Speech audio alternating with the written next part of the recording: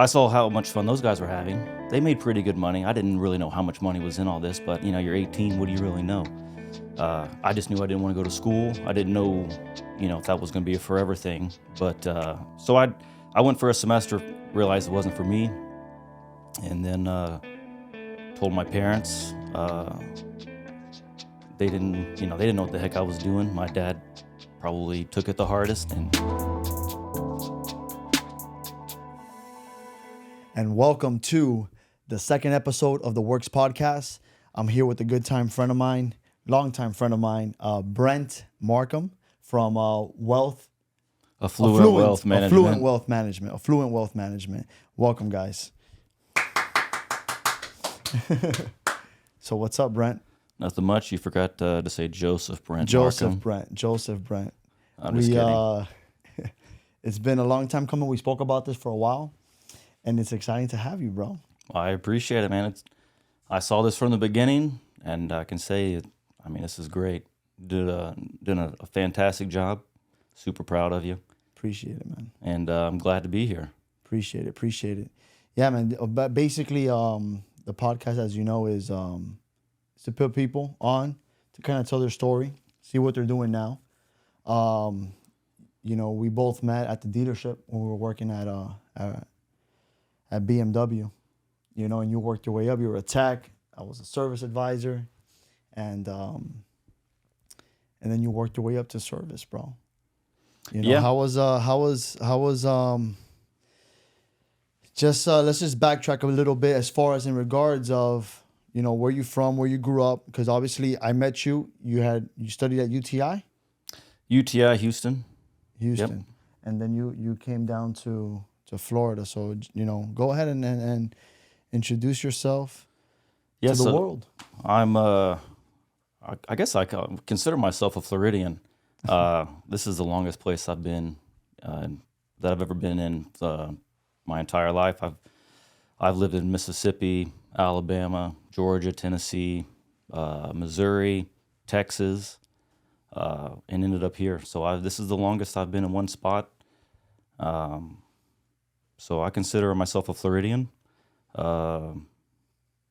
met in BMW, like you said, 2008, and I worked my way up a little bit. I was a tech for 10 years, and it was a great job. It was easy.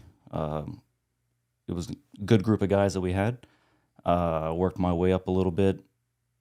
Tried to work my way up a little bit. Like you said, after about 10 years, being a tech, you can only last so long. At least for me, I was thinking, your body's only going to last for so long. So I applied for the service advisor position, and then got that. Worked there for 2 or 3 years, and right next to each other pretty much. But quickly realized that wasn't for me. No, I know. But hold on, we're moving too fast, man. So why did you decide to go and become a tech? I'm assuming you graduated high school, right? Yeah, graduated high school. Graduated high school. Did you tell yourself I want to become a tech? Because I remember when I was in high school, I was working already at South Motors, and I wanted to become a tech. That was like the first goal I had, to become a tech. But I got stuck in parts, so I was like a parts runner. I was like the bitch for all the techs, bro. I had to take them all the damn parts and stuff. We appreciate you. We appreciate you. But it was cool. So then I worked at South Motors for a bit, because at the time, a good friend of mine, Raul, he's the one that gave me the opportunity to work down there at Raul. Yeah.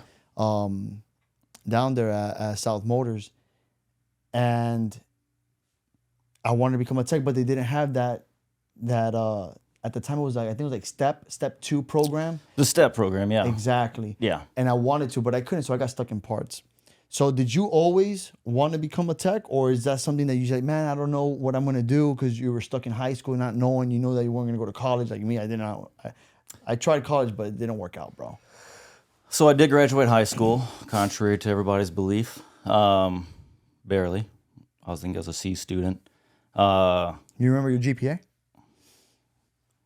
2.8. Okay. I think. That it was pretty high though, bro. I was Yeah, I I was mean, a 2.5, It bro. could have been better, but I didn't really care for it. I guess I should have.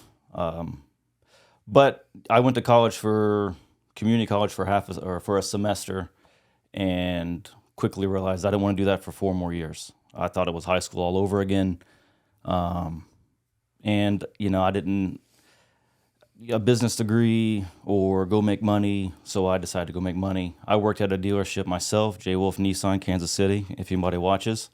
And I saw how much fun those guys were having. I didn't What know were what you I, doing there? I was a porter, Okay. cleaning, detailing cars. Okay, cool. Yep. And so I saw how much fun those guys were having. They made pretty good money. I didn't really know how much money was in all this, but you're 18. What do you really know? I just knew I didn't want to go to school. I didn't know, if that was going to be a forever thing. But so I went for a semester, realized it wasn't for me, and then told my parents. They didn't know what the heck I was doing. My dad probably took it the hardest and wasn't very happy. Did they want you to go to school 4 years? Yeah, my mom was on board as long as I was going to make money and do something myself. I think my dad wanted me to graduate college like anybody else and be successful. He didn't understand, where, the success that could be had in that field, which he quickly realized, I made the right decision for myself. So, Isn't that amazing though, bro? When you kind of prove your parents wrong. Well, In that sense, because you. I knew what I wanted. I went for it. It was a little bit of a risk, a risk saying that I wasn't going the traditional route. Correct. But, once you saw the dedication and the stuff that we went through or that I went through and my friends who I went with, I took it seriously. 99% of people at UTI don't take it seriously. I did. I got into the STEP program, like you said, in Houston. I was in Houston for 2 years while doing this. And got into the STEP program, and that brought me down here. So that's what got me to BMW to become a tech. And did you want to work for BMW? Did you want to work for BMW? I knew from the beginning. So when you go there, they give you a presentation. You got Porsche, you got BMW, Mercedes, all this stuff, and you take a look at an M3, and you're like, dude, this is my car right here. Of course. So I knew I wanted BMW. Plus, they said how much money those guys were making. It was more than the Nissan guys. So I took that. I took it seriously. I did everything they said to do. I didn't miss a day. I got perfect grades. That was, I'm sorry to cut you off. That was UTI in Houston? Mm-hmm. Okay. All right, go ahead. Yeah. So I did that, and that's what brought me down to here. And like I said earlier, 10 years as a tech. The dealership in Pines, that was your first stop, or did you go? That was my first and only stop. Oh, really? Yeah. Okay. Yeah. I mean, originally, it's funny because I was dead set on going to California. You wanted Cali? I was going to Cali. I was going to LA. Thank God you didn't. Yeah. But didn't. I had a gut feeling. I came down here. I actually I never sent in a resume to the dealership. But because I think doesn't the dealership also have connections with those campuses and kind of recruit? Yeah, but not Houston, because there's one in Orlando. Okay. So they contacted Orlando. They always contact Orlando. A friend of ours, Doug, came down here. He applied for them. I remember. I just happened to be on the ride, and I showed up, and Jeff was like, "Hey, well, if you want to interview too, then let's do it." So I went in there I didn't give him a resume. I didn't apply for it, and they hired you. Ended up getting hired there So and it was stayed meant there. to be. Yeah. Yeah, Doug. I remember when Doug showed up. I was in parts still.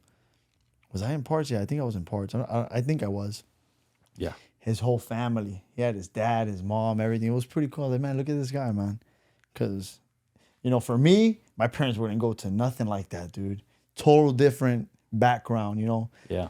It's they wouldn't. So I found that so cool, man. I was like, damn, look at that, man. Good support. It is support, bro. Especially, it's a big move, bro. It's a huge move. It's a big move, man. At 20 years old, At 18, 2 years. It's like college, bro. You know, like how sometimes your son or your daughter's gonna end up going to college. You're gonna go support them at the college, go take them. Yeah. I guess it's the same thing. Yeah, But since I didn't experience that, and my parents weren't, dude, my parents were just working all the time, bro. Parents were working all the time. But anyways, so you got hired, and how was that, man? Because I'm pretty sure people think, oh man, you're a tech for BMW. You must be making all this money. How is it? This and that. How was it? What were the struggles that you had to go through, man? Working at the dealership. I think it was the opposite for me. Of people thought I was gonna make all this money. They're like, "What do you mean? You work on cars?" Oh, really? Yeah. They're like, "Okay, good luck with that." Didn't bother me. I was making more money than they were, and they were still going to school. I still made more money than them before, but after that. But I mean, the struggles for being a tech is learning the cars.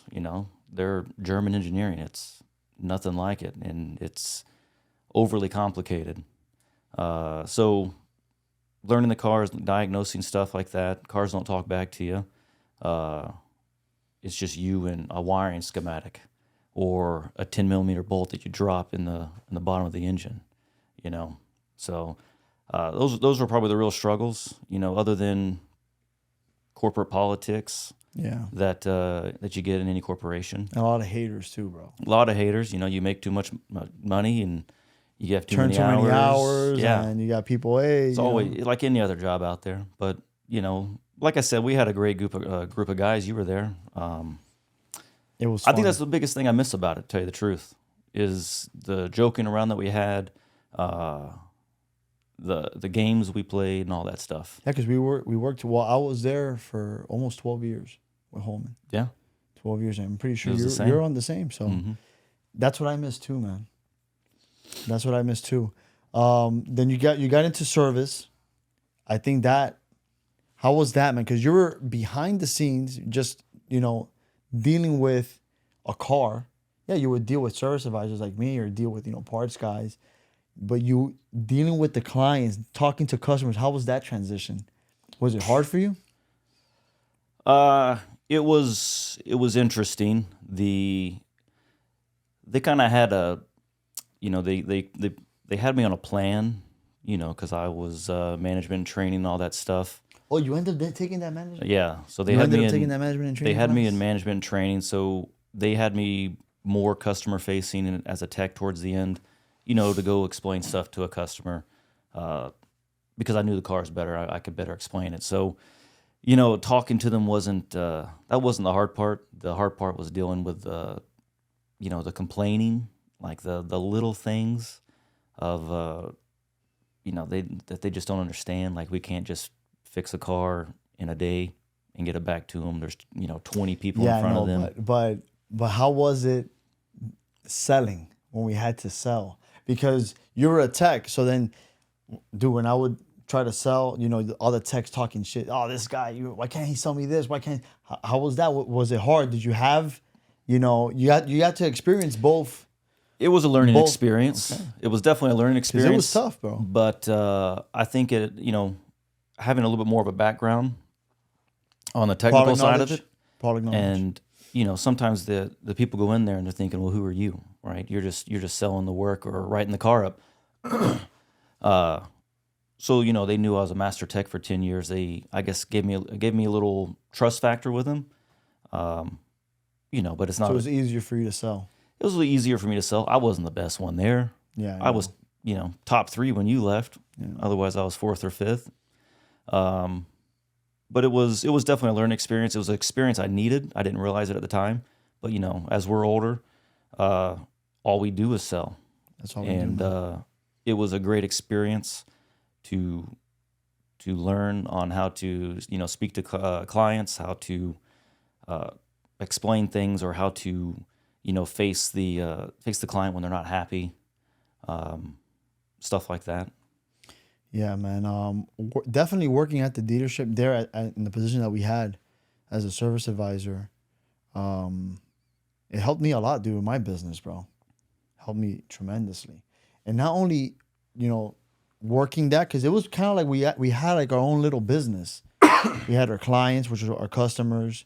You know, our employees was the techs. Yeah. You know, and it's kind of like the same thing. You know, running your own business and the values, dude, man. Like, you know, when Daryl retired, I went to go visit him, and dude, they looked out for me. I was just so young, bro. I don't know. You would think that they had it against you, but they didn't. They were just trying to teach you, you know, certain things to improve you. Yeah, stepping stones. You Dude, know, man, you got to go through it. and we took it for granted, man.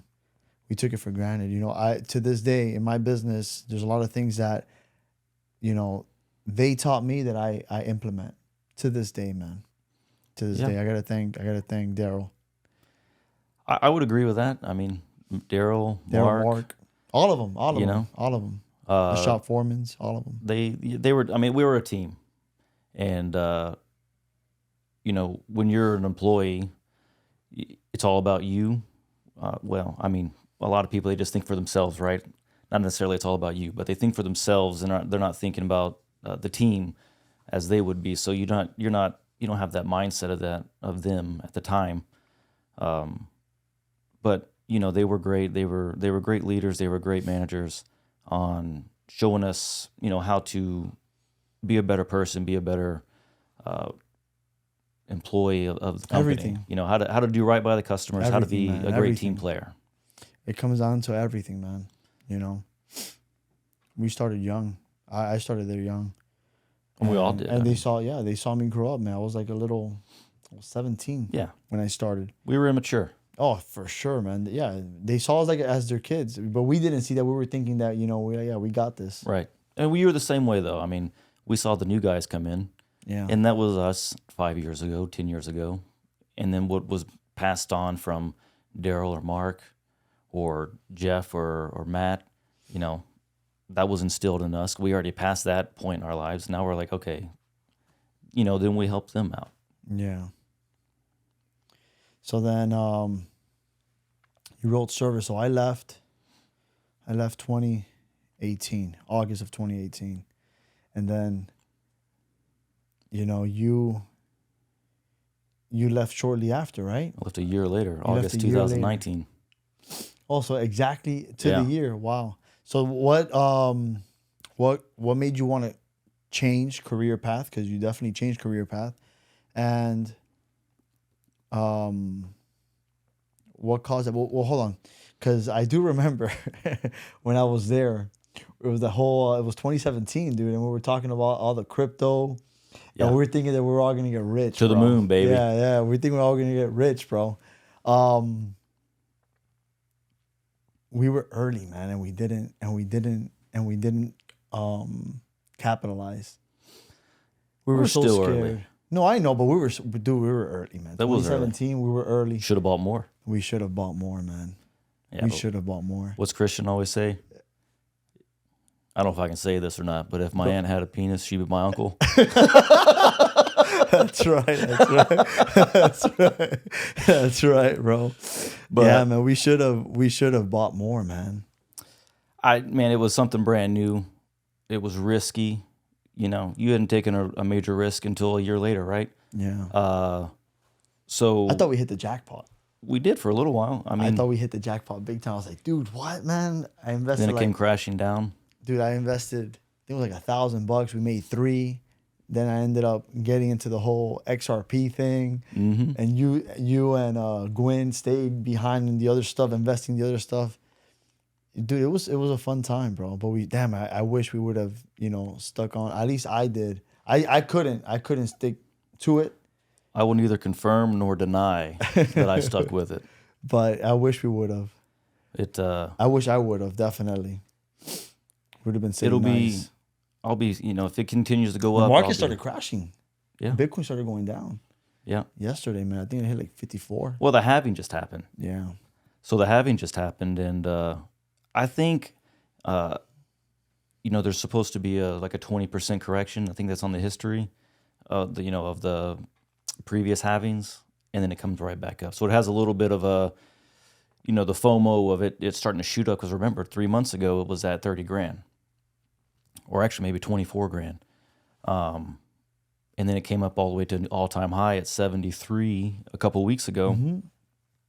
Having hit a little early because there were so many. It went down to 54. Bro. And now it's Something now like it's that, back 54, down. 56. So I don't know. We'll see. I think it's here to stay. There's a lot of people that say otherwise, but I think it's. I think everybody should own a little bit of it. 100%. It's like gold. To not be naive. Not be naive. Don't put the whole bag in there, but 5-10% if you like. If you feel more confident, then put more in there. Yeah. I don't. Don't leave it behind because you might get left behind. That's for sure, man. That's for sure. So, like we were saying, going back, you were writing service. We were making good money. Making good money. Making great money. Yeah. So, and you weren't busting your ass, as a tech. I'm pretty sure your body, everything. So we were making good money, right? What caused you to take that other leap in your career to say, you know what, I'm done with this? What was that change? What was that said, I want to go explore something else on my own. My time here is done. Well, there's a few things. I think it was just a snowball effect over time. I was a tech for a while.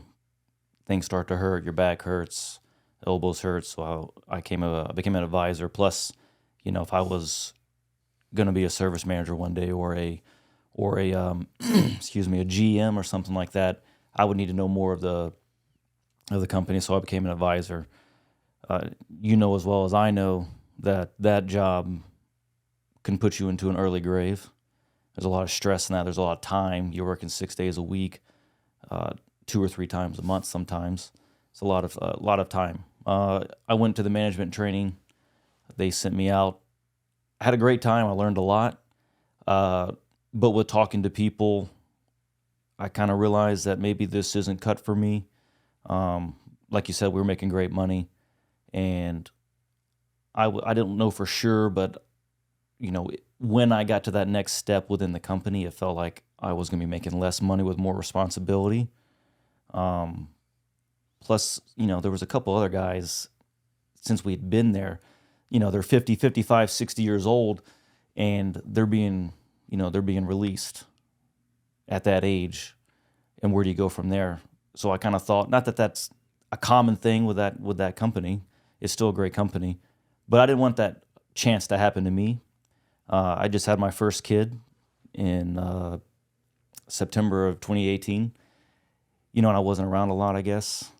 And I was trying to find a way to have a little bit more time on my own. I work a lot now, but at least I can work on a Saturday and Sunday and still be productive and be around my kids. But I needed something different. You needed something different.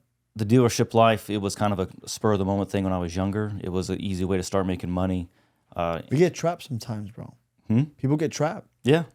And I could have gotten trapped. Listen, turning down a couple $100,000 a year, you're most likely going to make for the rest of your life, if not more. Who would leave that? That's a great thing. But I just, wasn't for me. I was done with it. Talked to my wife a lot about it. Thank God she's a huge supporter. She agreed with me. She said let's do it. We had some money saved up. It took me about a year to figure out what I was going to do. Which once I left, I became an independent sales contractor with a construction company, which I wanted to do because I had already started buying properties at that point. A couple years before that. Yeah. So I felt like, if I'm spending all this money fixing the houses up, paying, a 30% margin to the GC, why don't I just find the guys for me? This is while you were still at the This dealer? this was like You're still at the dealer. when you're there still, like, because remember you and AJ, Christian, we'd always talk about buying properties. David was, we were all talking about it. And that's, So you ended up buying. yeah. Oh wow! Yeah. I had no idea. Yeah, I stopped. I had no idea you bought while I was there working. No, I didn't buy when you were working. We were always talking about it. Oh, so that okay. was like my my Like preparing yourself. that was one of my transitions of Okay. of how to make money, right? How to make more money. I read a book, Tom Wheelwright, I think it is. It's Rich Dad Poor Dad's Tax Advisor. Okay. I recommend that to anybody, as well. It teaches you all about taxes, and that's also what led me to, okay, let me start become an independent contractor, run it's a personal business, but at least it's an S corp, so I can have some write-offs and stuff like that. But That book helped you a lot. oh yeah, it's I forgot what it was. This is what is it, 2024? That's 6 years ago. Wow. It's a purple book by Tom Wheelwright. But so I read that book. That kind of changed my whole mindset, But anyways, yeah. So that's when I left BMW. Brittany, so Brittany had your back, bro. Surprisingly, That's awesome, dude. yeah. That's awesome. She's dude. been my number one supporter. That's freaking awesome, man. Because sometimes when you do a change like that, especially women, We just had a kid. they get scared, bro. We just They had a get kid. scared for you to just no, we're living good. Why are you gonna go ahead and you're making good money? I'm pretty sure either she was studying or she probably already landed her career thing. So you guys were living good. Yeah. For all of a sudden, because you want to follow your dream now, we're gonna, it's you got to give it to her, man. Oh, 100%. It's not easy, man. It's not easy. No. So No, I got lucky. I could agree with that, bro. Yeah, man. It's not. Your partner is somebody that you have to, sometimes you may choose the wrong one, may not see eye to eye, and then down the road you find somebody great. But definitely it's one of the most important decisions ever, man, to find your partner. Absolutely. So you left the dealership and you went straight to the roofing thing. Yeah, so he was a GC. So we did everything. Roofing was big. It still is big right now. But we did general contracting with a big focus on roofing because it was that everybody has a roof down here in South Florida. In the hurricanes. Irma just happened. 2017 Irma happened. So We're good. All right, go ahead. So 2017 Irma happened, and there was a lot of damaged roofs still, and it was a good business to be in at the time. It still is a good business to be in, but so we were doing that. We were fixing the insides of the houses that got damaged still. That they were finally just getting their insurance money. Did they do remediation too or no? Didn't do remediation, but Just build back. just build back. Did the roofs, and then usually they. Once you start working on the house, and there's other stuff, kitchen, bathroom, and all that stuff. So, exactly what I was trying to focus on, learn about, see the trades, see how everything works. I was learning about, it was what I wanted at the time, so I can go and buy these houses, fix them up, do them myself, and Or at least know about it. right. And if somebody, I buy in Tennessee, it's cheaper. Taxes, insurance, everything's cheaper up there. So if the guy, the contractor that's working on my house tries to say something silly to me, get out of here, bro. Come on. Exactly. Were you getting leads or were you knocking on doors? Because the reason why I ask is we're so used to. We're good or no? All right. The reason why I ask is because we were so used to at the dealership, everybody came to us, bro. Now you're out, either have to knock on doors or, No, that's a cold great calling. question. Yeah. So Getting used to that it's tough, or starting to, we did both. Well, actually, no. We got leads, right? But we paid for them. Home Advisor, Angie's List, stuff like that, and then mutual relationships. So, and knocking on doors. We see a tarp on the roof, we're going after that. How was that, dude? Just knocking out a stranger, somebody that a random person. It was nerve-wracking at first, but it was a great experience. We talked about, selling in front of customers at BMW. That's a whole nother world. Knocking on doors, a random person, doors get slammed in your face, or, oh, I already have somebody. 1 out of every 10, you're going to get somebody. And honestly, probably. That's pretty good odds, though. 1 out of every 10 is pretty good odds, bro. Well, it doesn't mean you closed them, but at Yeah, least I you got know. their information, right? But I got some of my biggest jobs from knocking on doors. I'm not going to Really? lie. Yeah. I just think that, when you're on your own, when, like your business, right? You got to go out and hustle and get your business, right? Who's going to bring you leads, or who's going to bring you the clients? You're going to take care of it, right? Mm-hmm. So I think Everything falls on you. when you become a business owner, per se, even though it wasn't my business, I made my own paycheck. I didn't get a draw or anything like that. I was 100% commission. And I've been 100% commission my entire life. That's how I was at the dealership. We're Yeah. 100% commission. So you have to have the hunger, the hustle. So if I saw a tarp, I'm knocking. I'm stopping by. How was it, though, the first time, dude? The first time you went, knock on some random door. Knock on the door. I took 6 steps back so they weren't scared of me. Yeah. Or they come out with a shotgun or a knife or something and just said, hey, I can have my card out here, just passing by. Was this after a hurricane had passed by? Oh, yeah, this is like 2 years after. Remember, Irma hit in 2017, and this is 2019, 2020.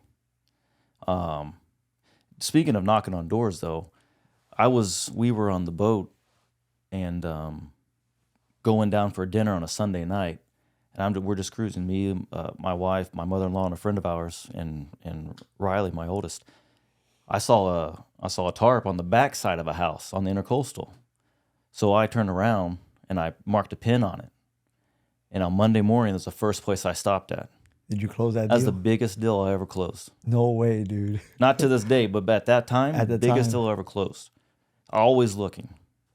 So That was that was a lesson right there, man. that way you can't just never stop. know. You got to go. And at the end of the day, you're going to get nervous. It's like me on this podcast. I've never done one of these before. You're nervous in the beginning, but at the end of the day, you got to do what you got to do. So knocking on that door is what I had to do. And that's how, if someone else is, when someone your else back's will do against it, the wall, dude, someone you else have is going to no do it. Exactly. Right? So why can't it be me? Why wouldn't it be me? So I took care of it. Yeah, the first two, you're a little nervous, but at the end of the day, you get used to it. You just keep going, and it's just normal. It's just actually I almost prefer knocking on doors. Did you set up like a speech, like your own? No, I winged No, it. you I winged I it? went up to the That's how house. I was. I saw a Florida Gators sign, and I told them, hey, go Vols, baby. I'm a UT fan. I know we're not, we're natural born enemies, but I see you have a tarp on the roof. Let's talk. Something like that.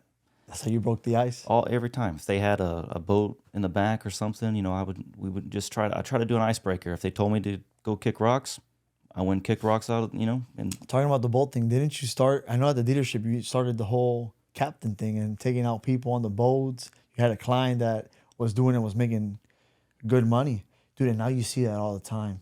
I still do it. Oh, really? That's another one. Yeah, I started that. And we didn't even talk about it, but I know we didn't.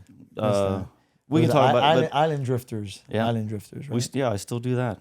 But when it went back to the door knocking thing, I'd rather do that than cold call somebody, because at least you're face to face. When you cold call these other people, they just A, they don't answer, or B, No, dude, you just hang up. yeah. So Cold calling is tough, dude. I'm not a fan of it. I'd rather go out and network and talk. I wonder to how somebody. many people could actually close. I wonder how many people nowadays cold call and actually close, dude. I don't know, but I bet you can go buy something from Grant Cardone for $2,000. Tell me how it works out. I'd rather go face to face. I'd rather go face to face too. Yeah, but if you're somebody like that, you already know who they are. They cold called you or something like that. You already know who they are. But like a random person, I was looking at a house down on the other street here, and I went to go look at it. My buddy over at Icon Realty, I gotta, plug him in there. We went over to go look at the house, and we were talking to, he was talking to the seller. dude, the seller signed the contract. I guess they cold call him from a different state, dude. They're not even here. Oh yeah. Signed him that they'll be able to sell his house. He signed the contract. They locked him in, and he couldn't break the contract for X period amount of time. And if they sold or whatever they came to agree upon, great. If not, he had to wait. And I told myself, I was like, dude, who the hell would sign to sell your house without knowing who the realtor is? There's a lot of people like that. I found that so weird, man. No, there's a lot of people like that. Yeah, they put them on a contract assignment or something like that. I'm not. I haven't done it. I mean, I know about it, but that's a good question for David because he's done that a little bit. Oh, really? But yeah, it's I can't think of the name right now, but I just found that weird, bro. happens all the time. That's how all these. It's also people that call, oh yeah, your mortgage is this, you could refinance. Dude, I would not refinance my mortgage or anything over the phone. I refinanced my mortgage over the phone. Really, dude? Yeah. From like a mortgage broker called you? Two or like three times. Well, I guess like I Rocket applied. I went to Mortgage or Rocket one of- Mortgage. I didn't realize they were gonna sell my information to You 50 went through people. You went through Rocket Mortgage? Yeah. Oh, no. I wouldn't do it again. Oh, okay. Yeah. No, but That's crazy. so you're dude. talking about wholesalers. This wasn't a wholesaler. It had to have been. Wasn't a wholesaler, bro. This was not a wholesaler. He wanted to sell. I don't know how. I don't know if he applied something, and they called him. Or they called him, hey, look, we could sell your house, and the guy had to like relocate somewhere. And he signed the contract with this realtor, and that's it. He was stuck with it. He was stuck to them. The day of the showing, there's no realtor that's there. There's nobody there representing him. He had to show me the house. He had to do everything to me. Everything. Really? Yes, bro. And on top of that, then they got to pay well. the commission to these people. The guy was furious. I don't know if he ended up selling or not. I think he did. I ended up walking away out of the deal. Somebody drop a comment if they know what he's talking about, because I have no idea what you're talking about. No, dude. Yeah, dude. It sounds like a wholesaler, but either way. No, it wasn't a wholesaler, bro. But it wasn't a wholesaler. Everything. I mean, I do everything over the phone, I guess, as far as that goes. I don't have time to go to a bank or refinance or anything like that. I don't know, dude. I like building relationships, bro. To this day, I still go down to the bank and go to the teller and Do you? Yeah, man. Sometimes I do it off the mobile. Deposit off the mobile, but That's all I do. there's a limit too, though. Yeah. Well, There's a I guess I don't write those there's checks like he there's does. A limit, but there's a limit. But I don't know why, man. To this day, I like to go down and go see the teller. I think I just I meet so many people every day, or every week that's just one thing. I just put it on there, take a picture, get home to the kids, and unwind a little bit. Yeah, man. But I mean, there's a lot of stuff on the phone. So, no, there is, man. So, going back to selling door to door, was it Irma? Irma, yep.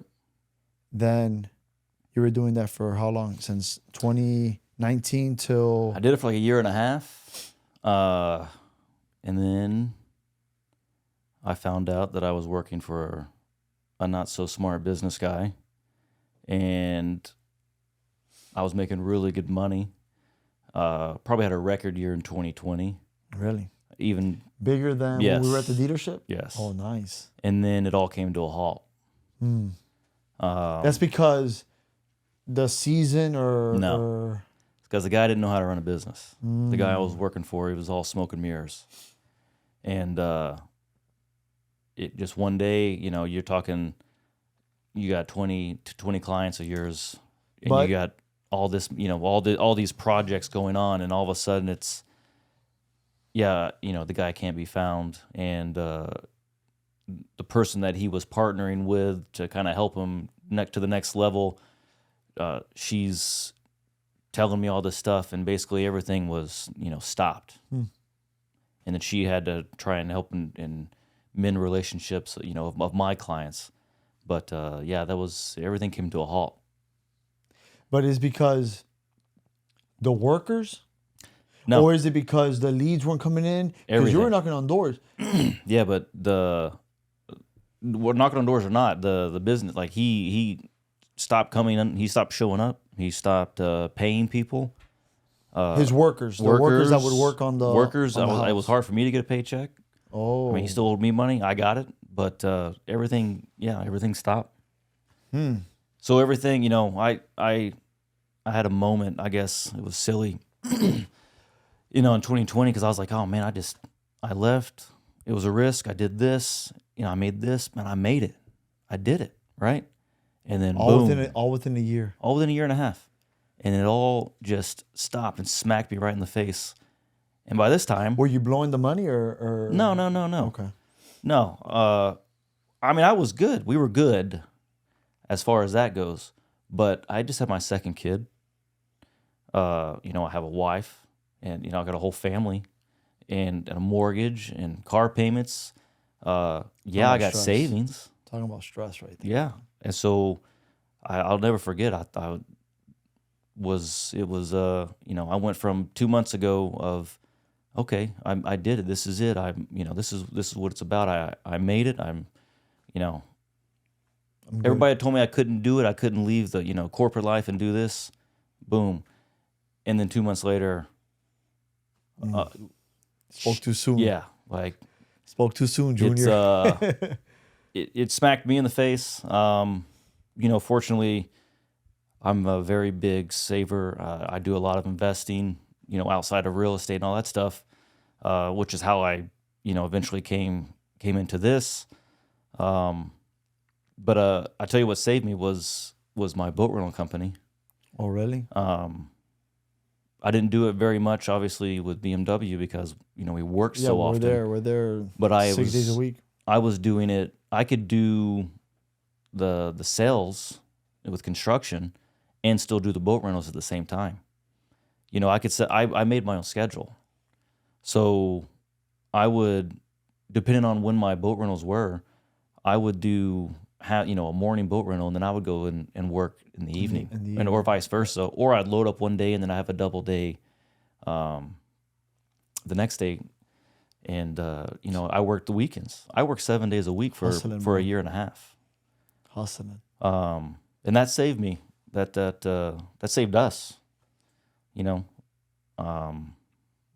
I still do it. But now I have 4 kids, so I need to. You ever thought about just hiring a captain, bro? That's what you beat me to it. Yeah. I have. The insurance is absolutely ridiculous. To hire somebody else? Someone else to drive my boat, it almost doubles. And I'm kind of at a crossroads now with it because I got so much going on between family and my other jobs that I think I need to narrow down and focus, which I'm doing currently, on one thing. Or maybe 2 things. I don't know if I'm going to get rid of it or not because I can still do it on the weekends to make a little bit of money. But yeah. So, Brent, where can they follow you, man? Yeah, so affluentwealthmanagement.com. We're also on Facebook and LinkedIn, Affluent Wealth Management. And we're currently in the works with getting a YouTube channel started and Instagram. So right now I'm just at the real Brent Markham, posting stuff on there. And we're also on Twitter. So just look up Brent Markham on there. Awesome. Brent, well, thank you again, man. Episode 2. I hope to see you doing your own thing, man. Yeah, man, you've inspired me. You said you're going to do this 6 months ago, and you did it. So that's the goal. I need to catch up.